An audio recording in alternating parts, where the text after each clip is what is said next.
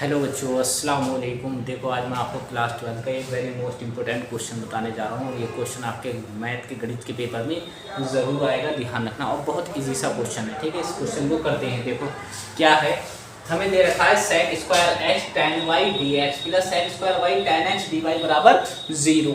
तो हमें क्या करना है, सबसे पहले tan x और tan y से दोनों पक्षों में भाग करने पर, दोनों पक्षों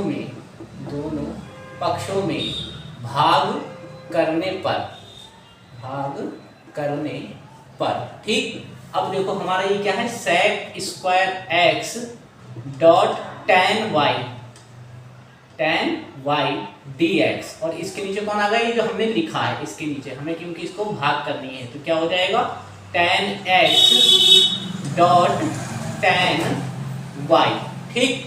प्लस सेम उसी प्रकार sec square y tan x dy, और अपॉन में इसके भी यही सेम टर्म दोनों पार्टों के नीचे रखना है। तो इसके नीचे भी कौन आ जाएगा, tan x dot tan y बराबर 0। इसके नीचे भी इसको चाहे आप लिख के दिखा दो, चाहे मत दो, चलो दिखा देते हैं एक बार। इसके नीचे भी हम क्या करेंगे, tan x dot tan y, ठीक।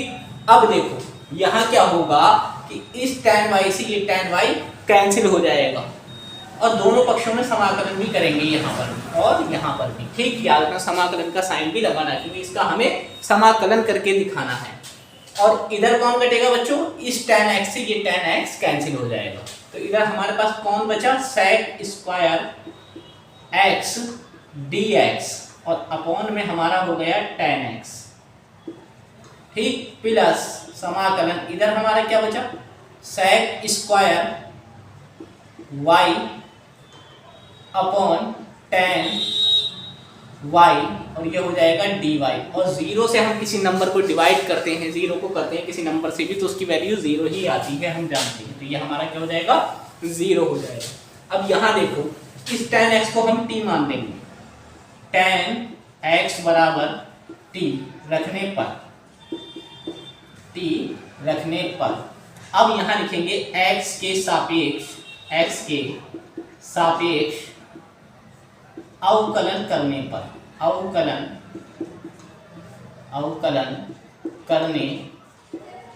ठीक।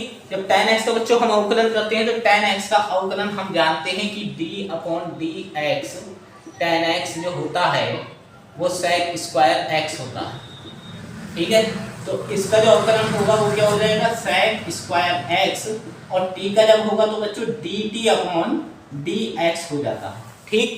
अब ये dx इधर ले आओ, तो ये क्या हो जाएगा, sec स्क्वायर x dx बराबर dt। ये तो इस हिस्से का पार्ट हो गया। तो इसका मतलब ये हुआ कि जहां sec स्क्वायर x dx बराबर dt होगा, वहां हम sec स्क्वायर dx होगा, वहां हम dt रख सकते हैं।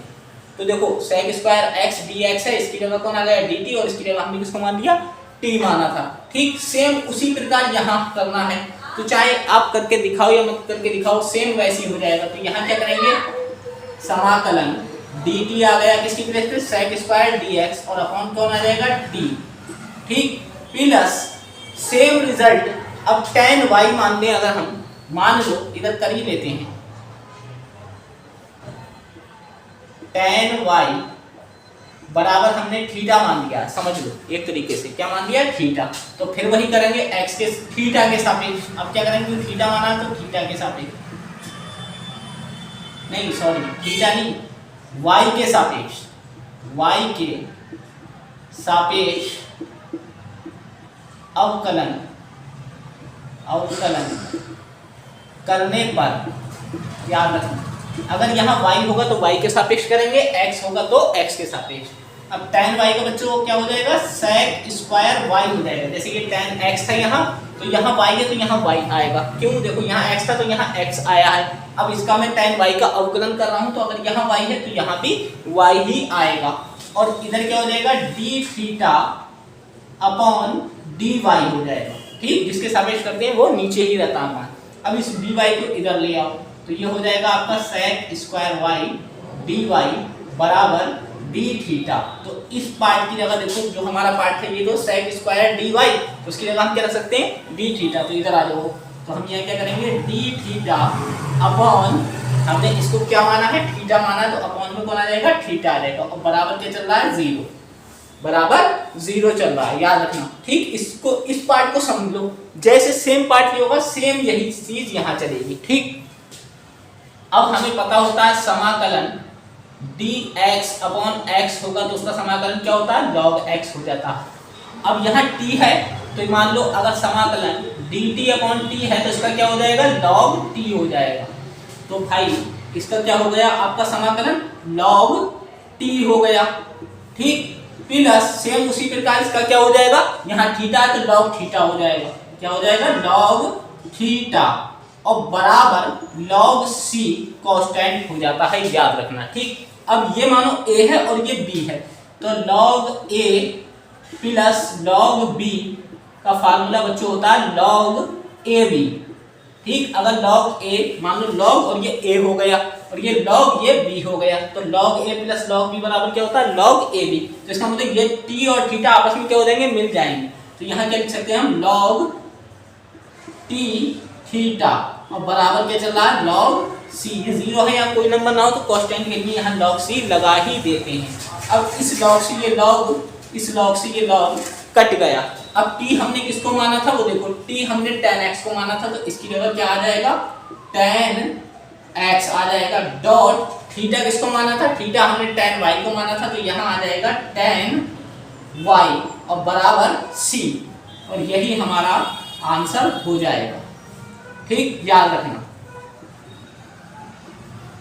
मिलते हैं नेक्स्ट वीडियो में। प्लीज़ चैनल को ज़्यादा से ज़्यादा सब्सक्राइब कीजिए, लाइक कीजिए, कमेंट कीजिए और शेयर कीजिए। अस्सलाम वालेकुम।